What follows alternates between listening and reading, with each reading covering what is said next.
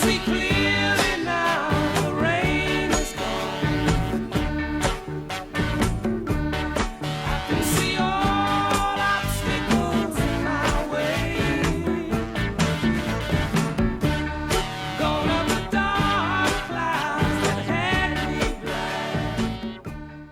Hey, the original title of this video was On Bullshit. However, I reconsidered and changed the title to Christians Do Not Understand the Bible.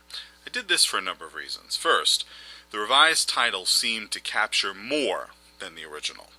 For example, this week many Christians mark the beginning of the season of Lent on Ash Wednesday. In the liturgy for that day, Catholic Christians read from the 6th chapter of Matthew's Gospel, in which Jesus is seen commanding his followers to avoid public displays or announcements about their engaging in various charitable and penitential practices, including, without limitation, fasting. After denouncing those who publicly declare that they're engaging in such practices, Matthew has Jesus say to believers, "When you fast, anoint your head, wash your face, so that you may not be seen to be fasting by other people, but by your Father who is in secret." With this well-known command lingering somewhere in the back of my mind, I was shocked today to see Yokup, one of the most prominent Christian YouTubers, make the following announcement. I'm going to go on a fast. I really feel that God's calling me to go on a fast. A 40-day fast. Apparently the Jesus voice in Yokup's head, in direct contradiction to the Jesus voice in Matthew's Gospel, told Yokup to announce his fast and to do a 40-day video blog about it. And they say God is not the author of confusion. In any case, it seems some Christians just don't understand the Bible. Second, Christians Do Not Understand the Bible seemed a better title for a video intended to follow up on one of the videos I did last week, the title of which was, Do Christians Understand the Bible? This follow-up video answers that question. It seems not. Third, some believers are offended by the word bullshit. For example, in a recent exchange of text comments, I criticized a believer's, quote, latest round of bullshit, unquote, a statement the believer called, quote, base rhetoric, unquote. So I wasn't looking to offend at the get-go. However, the term bullshit is not base at all. In fact, bullshit has been the subject of systematic, rigorous scholarly analysis by, among others, the great philosopher and professor emeritus from Princeton University, Harry G. Frankfurt, in his excellent 2005 book entitled On Bullshit. If you haven't read On Bullshit, you should. Its 67 pages are perhaps the best example of comprehensive analytical concision around. Certainly one of the best examples. I've put a link to the right of the screen where one can get this great little book for less than $10. It is, in my humble opinion, a must-have for anyone concerned about logic and the quality of discourse. Dr. Frankfurt's take on what bullshit is will be an important component of what I have to say here. In my Do Christians Understand the Bible video, by the way, if you didn't watch it, go watch it now and come back to this. There's a link to the video below the screen here. I set forth 3 contradictory explanations believers had provided me for the divine knowledge problem in Genesis 22:11-12, particularly the bit in verse 12 that has God saying, "Now I know that you fear God," and so on. The 3 contradictory explanations were, number 1, God's not the one being quoted, it's an angel. Number 2, God is not omniscient. And number 3, God was trying to avoid confusing Abraham. I asked believers 2 questions at the end of the video. First, whether this was how the Holy Spirit worked when leading believers into all truth. That is, the Spirit leads them to conflicting conclusions about the meaning of the Scriptures the Spirit purportedly inspired. Number 2, I asked which, if any, of the aforementioned 3 explanations was the correct one. The responses, especially to the second question, combine to form a true farrago. It's a charitable description, I think.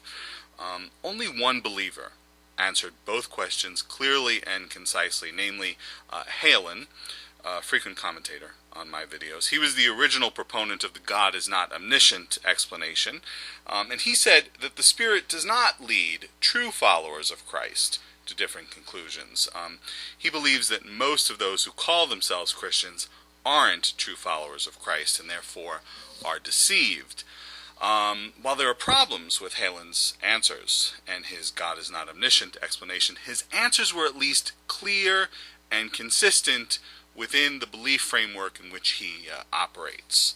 Most of the other responses were all over the place. Almost no believer was willing to say directly whether any of the three contradictory explanations was right or wrong, though the God is not omniscient explanation didn't garner a great deal of enthusiasm. Among the answers I received were the following. The words of Genesis 22:11 and 12 may very well be a figure of speech. Various accusations that I had taken the passage, quote, out of context. How often does that get used? A perplexing claim that now I know wasn't for Abraham at all, but for those of us reading the story. Claim that there must be translation problems. Claim that God was speaking, quote, condescendingly. I'm not quite sure what that was all about.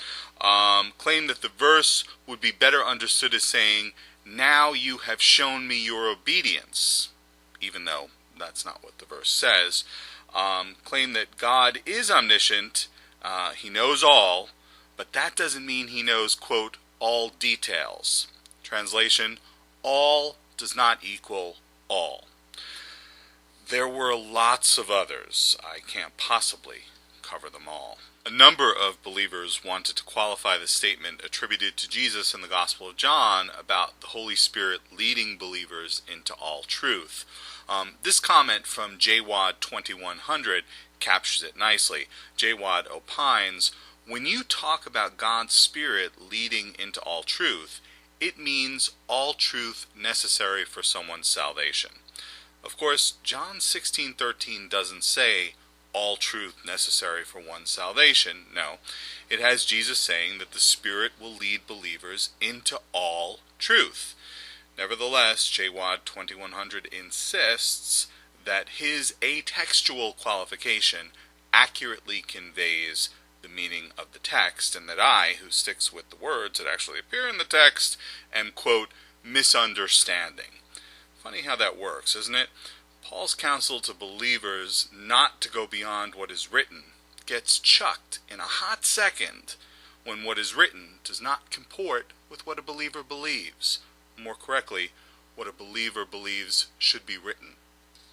So, while the Bible declares that one of the significant differences between believers and non-believers is that believers have the Holy Spirit leading them into all truth and teaching them, while non-believers do not, and therefore cannot understand the Scriptures and the things of God, when one puts this to the test, as I have here, using a very well-known biblical story, the binding of Isaac, and a basic tenet of faith about one of the biblical God's qualities, namely omniscience, the result is a jumble of confusion and contradictions from believers, the ones who purportedly have the Holy Spirit leading and teaching them.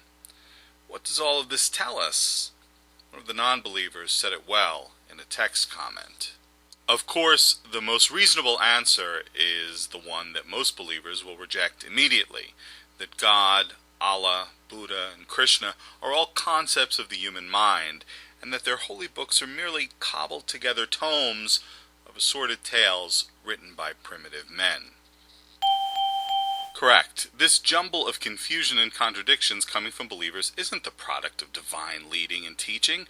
No, it's a human, all too human attempt by believers to impose logic and consistency on this cobbled-together tome of ancient tales written thousands of years ago.